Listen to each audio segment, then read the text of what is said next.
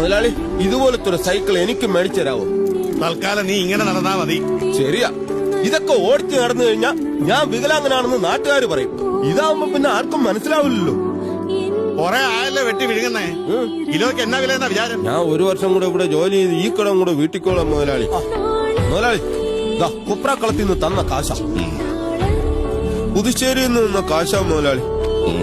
10-20 കൊല്ലം മുമ്പ് എന്റെ അച്ഛൻ മുതലാളിക്ക് ഒരു 2000 രൂപ കൊടുക്കാനുണ്ടായിരുന്നു.